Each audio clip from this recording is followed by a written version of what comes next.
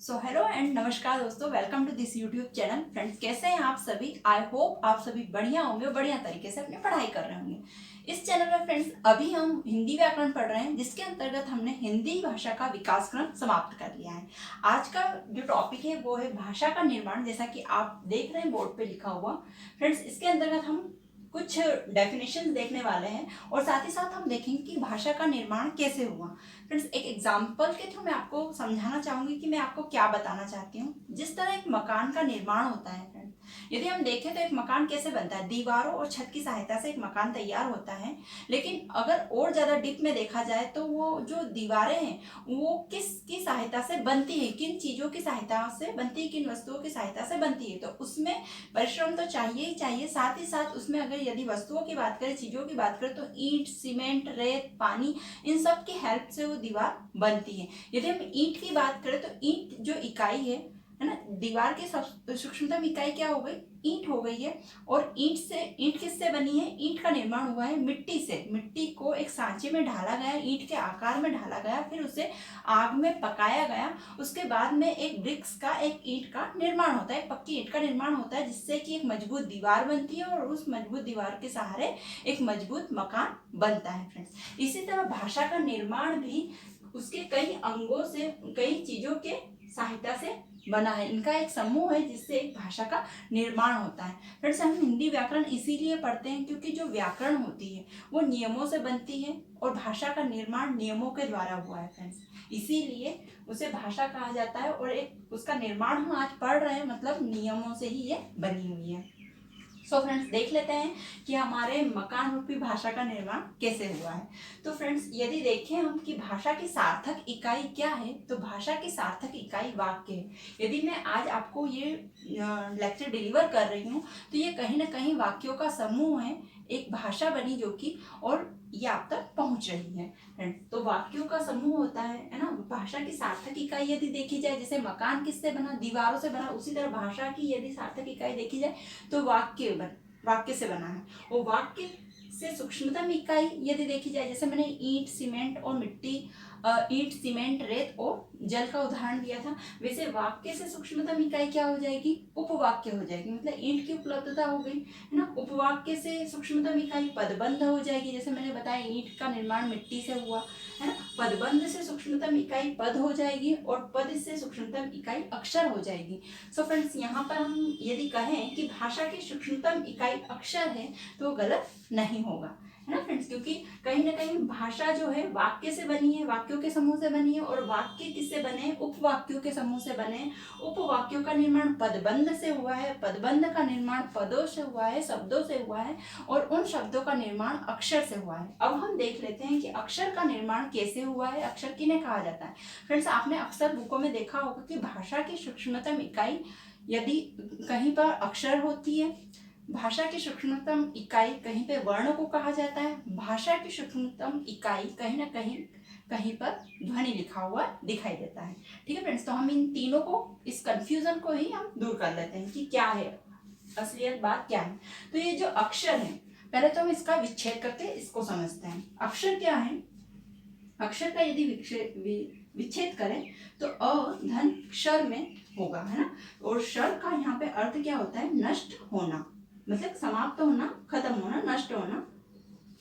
और यदि इसके आगे अ लग गया तो ये जो अ है ये नहीं को दर्शाता है। आप लोगों को पता ही है, किसी भी शब्द के आगे हम अ लगाते हैं तो नहीं को बताता है, या अन लगाते हैं। तो अ का अर्थ किससे हो गया? नहीं से हो गया है। तो क्षर का अर्थ यदि नष्ट होना है और उसमें नहीं लग गया, मतलब नष्ट नहीं होना। तो अक्षर जो होता है वो क्या होता है? अक्षर जिसका विच्छेद यदि करें तो अधन क्षर में होता है। और इसका अर्थ यदि हम देखें तो इसका अर्थ है नष्ट नहीं होना, मतलब कि नश्वर नहीं है। इसका अर्थ क्या हो जाएगा? नष्ट नहीं होना, मतलब अक्षर जो होते हैं वो नष्ट नहीं होते हैं। ठीक है, अक्षर जो होते हैं वो क्या होता है? नष्ट नहीं होते, नश्वर नहीं होते हैं। तो अक्षर की ये तो एक विशेषता हो गई है फ्रेंड्स। अब हम देख लेते हैं कि अक्षर क्या है, कैसे बनते हैं, किन्हें कहा जाता है। तो अक्षर या तो मौखिक होते हैं या लिखित होते हैं। अक्षर क्या होते हैं, या तो ये मौखिक होते हैं या फिर लिखित होते हैं। मौखिक या लिखित।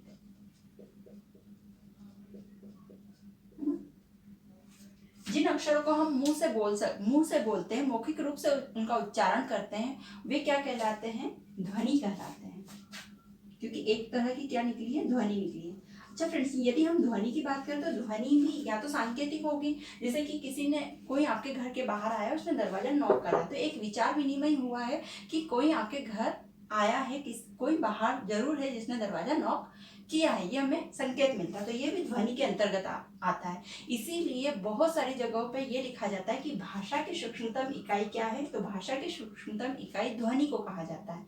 ठीक है फ्रेंड्स, क्योंकि उसे हम लिख नहीं सकते, जैसे किसी ने नॉक किया, ये आवाज निकाली, इस आवाज को हम लिख नहीं सकते हैं, इस आवाज को केवल हम सुन सकते हैं। ठीक है, तो ये ध्वनि हो जाएगी। इसीलिए बहुत सारी जगहों पर क्या कहते हैं, भाषा की सूक्ष्मतम इकाई ध्वनि है।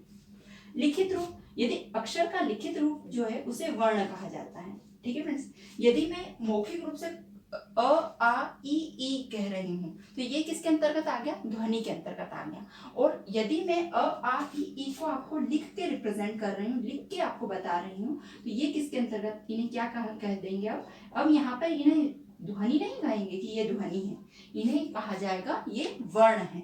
तो कहीं ना कहीं फ्रेंड्स, जो अक्षर है वो ध्वनि और वर्ण दोनों से मिलकर बना हुआ है। इसलिए यदि क्वेश्चन, आप वहां पर अपने दिमाग से लगाइएगा आंसर, क्योंकि मैंने बता दिया है कि अक्षर, ध्वनि, वर्ण ये सभी एक ही चीज है, और कहा जा सकता है कि अक्षर का निर्माण ध्वनि और वर्ण से हुआ है साथ, यदि कहें तो।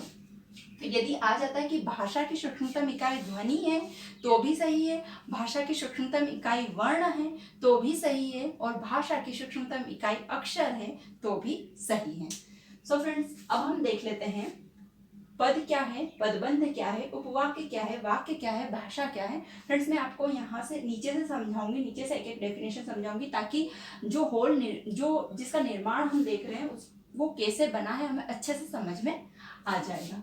ठीक है फ्रेंड्स, जैसे कि यहाँ पर है, मैंने जैसे अभी आपको अक्षर बताया है, अक्षर का जो निर्माण, अक्षर का जो समूह, अगर ऐसे तो इंडिविजुअल अक्षर है वो, यदि वो समूह में आ जाएगा तो वो पद का निर्माण करेगा, शब्द का निर्माण करेगा, और पद जब समूह में आ जाएंगे तो पदबंध का निर्माण होगा, और पदबंध जब समूह में आ जाएंगे तो उपवाक्य का निर्माण हो जाएगा, और उपवाक्य जब समूह में आ जाएंगे तो वाक्य बन जाएगा, और वाक्यों का समूह हो जाएगा तो वो भाषा का रूप ले लेंगे।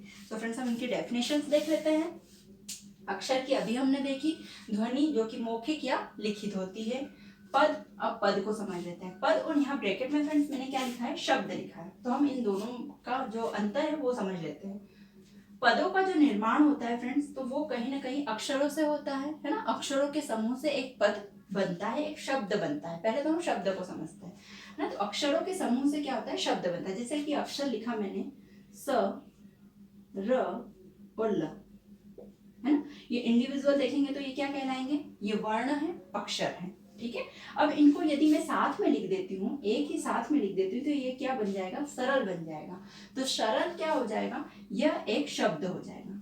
शब्द किसे कहते हैं, अक्षरों का ऐसा समूह जिसका कोई अर्थ निकलता है उसे शब्द कहा जाता है। अब यहाँ पर अक्षरों का समूह है ये, ठीक है, और सरल का अर्थ भी निकला है, वह काम जो कि बिना परिश्रम के हो जाता है, बिना कठिन परिश्रम से हो जाता है, क्या कहलाता है, सरल कहलाता है। तो इसका अर्थ भी निकल रहा है, इसलिए ये क्या हो गया, एक सार्थक शब्द बन गया है। ठीक है फ्रेंड्स, तो ये शब्द हो गया।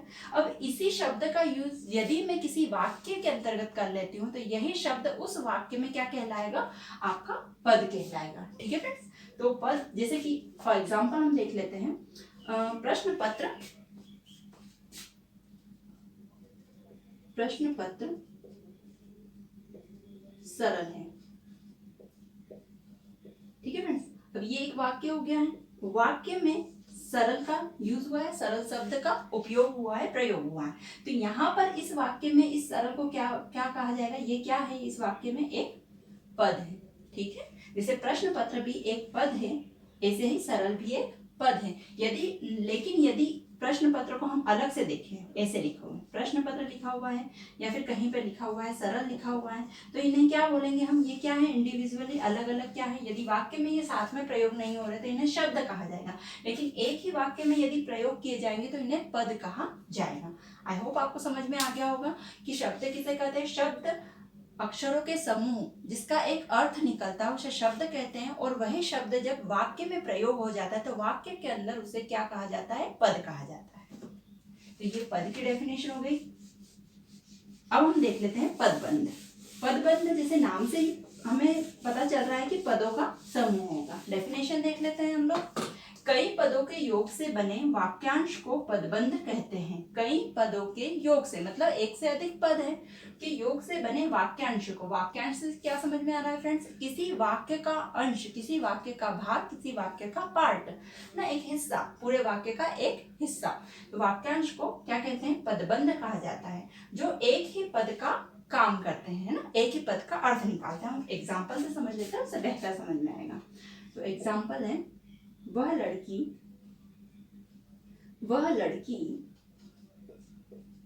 सुशील, सुंदर एवं परिश्रमी है।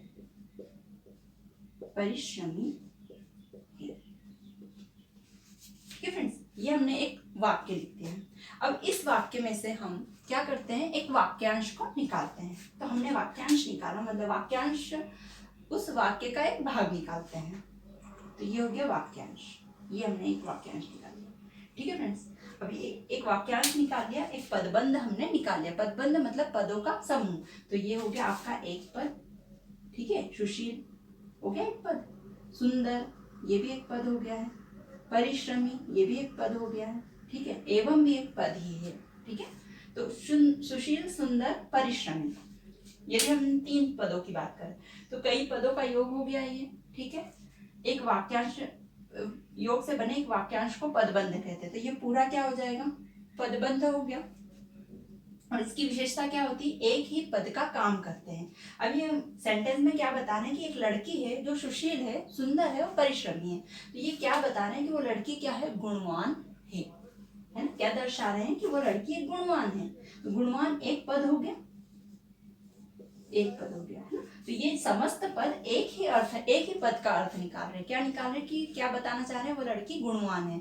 ठीक है, ये क्या हो गई, इसकी लड़की की विशेषता बता रहे हैं। विशेषण शब्द है फ्रेंड्स, लेकिन विशेषण है, लेकिन क्या है, पदों का समूह है, इसलिए पदबंध है।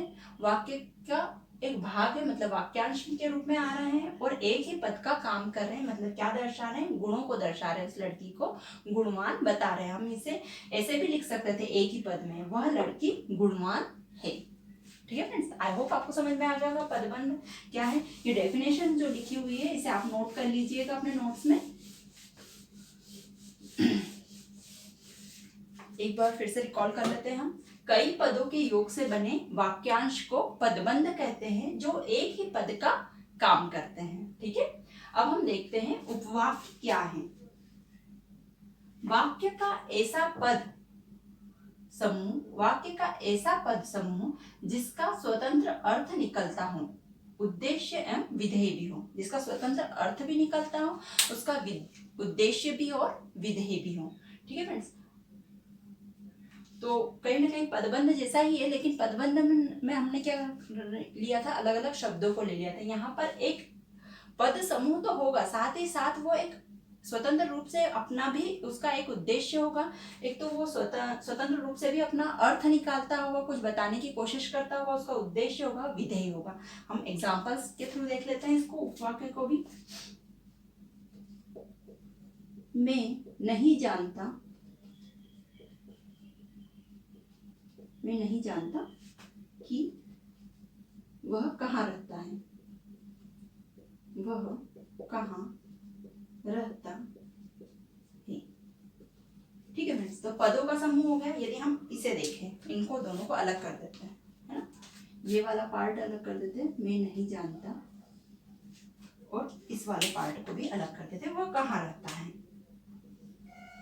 तो पदों का समूह हो गया है ये। ठीक है, और जिसका स्वतंत्र अर्थ निकलता है। यदि हम इतने से पद का को देखे, मैं नहीं जानता। तो ये स्वयं स्वतंत्र रूप से भी अपना अर्थ बता रहा है, मतलब मुझे उसके बारे में कोई जानकारी नहीं है, ज्ञात नहीं है, ये अर्थ निकाल रहा है। इसका एक उद्देश्य मतलब है ना, कर्ता है इसका, और विधेय है मतलब कर्ता के बारे में चर्चा भी हो रही। मैं मतलब मैं नहीं जानता, है ना, चर्चा भी हो रही है, ये क्या विधेय कहलाता है। इसे हम देखेंगे फ्रेंड्स, उद्देश्य एवं विधेय जब हम इसकी डेफिनेशन देखेंगे तो इसको अच्छे से मैं आपको और समझाऊंगी। लेकिन यहाँ हम देख लेते हैं कि ये जो वाक्य है, ये जो उपवाक्य है, एक वाक्य का हिस्सा है, इसे उपवाक्य कहा गया है। तो ये जो वाक्य है स्वतंत्र रूप से अपना अर्थ देता है, उद्देश्य है इसके पास और अपना विधेय है। और यहाँ देख लेते हैं वह कहाँ रहता है, ये सेंटेंस भी हमें कुछ समझा रहा है, अर्थपूर्ण लग रहा है। वह कहाँ रहता है ना, ये स्वयं स्वतंत्र रूप से भी अपना अर्थ निकाल रहा है। सो ये क्या हो जाएंगे, ये हो जाएंगे इस वाक्य के उपवाक्य हो जाएंगे। मतलब एक कंप्लीट सेंटेंस, एक वाक्य के अंदर वो सेंटेंस जो कंप्लीट हो, अगर उसको अलग भी निकाल दे तो भी अपना अर्थ बता रहे हैं, तो वो किसके अंतर्गत आ जाएंगे, उपवाक्य के अंतर्गत आ जाएंगे ना। पदों का समूह होता है फ्रेंड्स, यहाँ भी हमने पदों का योग देखा था, लेकिन वे पद अलग रूप अगर उन्हें हम निकाल के अलग से रख देंगे, सुंदर सुशील परिश्रमी, तो हमें उससे कुछ समझ में नहीं आ रहा, उसका कोई अर्थ नहीं निकल रहा। वो हमें इंडिविजुअली लगे रहे कि वो शब्द है, पद है ना, कोई एक पर्टिकुलर किसी नतीजे पे नहीं पहुंचे। लेकिन यहाँ पर क्या बता रहा है, मैं नहीं जानता, मतलब वो व्यक्ति नहीं जानता है वह कहाँ रहता है, वह कहाँ रहता है, ये भी अपने आप में अर्थपूर्ण है। हम किसी से और जगह भी ये पूरा का पूरा सेंटेंस लगा के कुछ पूछ सकते हैं कि वह कहाँ रहता है। ये वाक्य हो गया, है ना, तो वाक्य हो गया, लेकिन ये वाक्य का हिस्सा है, एक ही वाक्य का हिस्सा है, इसलिए क्या हो गया, ये उपवाक्य हो गया। जब स्वतंत्र रूप से आ जाते हैं तो ये एक वाक्य का निर्माण भी कर देते हैं स्वयं में, ठीक है। तो ये क्या हो गया, आपके उपवाक्य हो गए। क्या है, वाक्य का ऐसा पद समूह जिसका स्वतंत्र अर्थ निकलता हो। इसमें ऐसा नहीं था, पदबंध में ऐसा नहीं था, है ना। इसमें क्या है, अगर उसको स्वतंत्र रूप से निकाल दे उस वाक्य में से, तो भी स्वतंत्र रूप से अपना अर्थ निकालता है, उसका उद्देश्य और विधेय होता है। अब हम देख लेते हैं वाक्य क्या है। दो या अधिक पदों का सार्थक समूह जिसका अर्थ निकलता हो। दो या अधिक पदों का, देखो सभी का निर्माण पदों से ही हो रहा है फ्रेंड्स, पदों के समूह से, क्योंकि पद क्या है, पद एक बेसिक इकाई है, इनका एक आधार है किसी भी सेंटेंस को बनाने का। पैराग्राफ भी बोलेंगे तो हम बोलेंगे पैराग्राफ भी क्या होता है, एक पदों का समूह होता है। गद्यांश क्या होता है, पदों का समूह होता है। तो दो या अधिक पदों का सार्थक समूह जिसका अर्थ निकलता हो, और उसका अर्थ ऐसे नहीं जनरली कि हम क्वेश्चन, उसका एक व्यापक अर्थ निकलता हो, एक ऐसा सेंटेंस जिस पर हम कई पन्नों का निबंध भी लिख सकते हो, वाक्य के अंतर्गत आता हो, इतना सार्थक अर्थ निकलता हो, वो वाक्य हो जाएंगे, ठीक है। जैसे कि फॉर एग्जांपल हम देख लेते हैं, जैसे कि सत्य की विजय होती है। अच्छा फ्रेंड्स, वाक्य के अंतर्गत एक विशेषता ये भी है, यदि उसमें से हमने कुछ भी हटा दिया तो उसका कोई अर्थ नहीं होता है ना, पूरा संपूर्ण हर वर्ड उसमें चाहिए ही चाहिए। सत्य की विजय होती है, विजय होती है, ये एक संपूर्ण वाक्य है, सार्थक अर्थ भी निकाल रहा है, पदों का समूह भी है।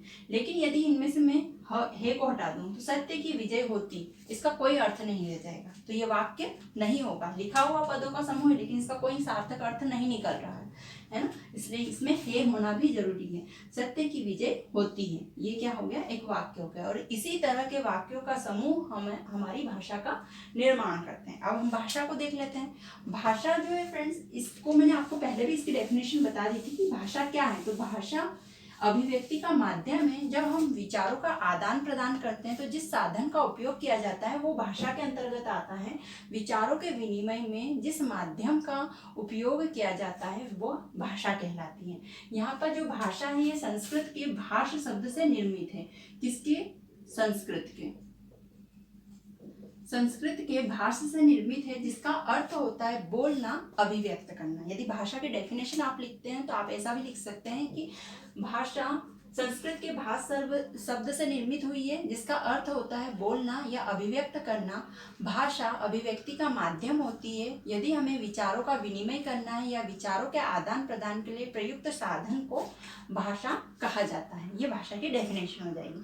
और फॉर एग्जाम्पल क्या लिख देंगे आप, हिंदी, तमिल, तेलुगु, इंग्लिश, ये सभी क्या हो जाएंगे, ये सभी भाषा के रूप हो जाएंगे, भाषा के एग्जाम्पल हो जाएंगे, भाषा के उदाहरण हो जाएंगे। आई होप फ्रेंड्स आपको समझ में आ गया होगा। अब आप ये एक क्वेश्चन को आप क्लियर भी हो गया होगा कि भाषा की सूक्ष्मतम इकाई यदि पूछा जाए तो भाषा की सूक्ष्मतम इकाई क्या हो जाएगी, ध्वनि, या फिर भाषा की सूक्ष्मतम इकाई हो जाएगी वर्ण, या फिर भाषा की सूक्ष्मतम इकाई हो जाएगी अक्षर। जैसा भी ऑप्शन में आए आपको वहाँ टिक करना है। ये तीनों एक साथ नहीं आएंगे फ्रेंड्स, इतना ध्यान रखना। और यदि बाई चांस आ जाते हैं तो आप भाषा की सूक्ष्मतम इकाई ध्वनि को लगाएंगे, क्योंकि ध्वनि इन सब में भी सबसे छोटी है। ओके फ्रेंड्स, आई होप आपको सब कुछ, जितने भी डाउट्स होंगे वो क्लियर हो चुके होंगे। भाषा का निर्माण काफ़ी इंपॉर्टेंट टॉपिक है, इसे अच्छे से नोट्स में लिख लीजिएगा और तैयार कर लीजिएगा। फ्रेंड्स, वीडियो देखने के लिए धन्यवाद और अच्छे से अपनी पढ़ाई कीजिए और एग्ज़ाम की प्रिपरेशन करते रहिए। हमेशा एनर्जेटिक रहिए, अपने स्वास्थ्य का ध्यान रखिएगा। नमस्कार।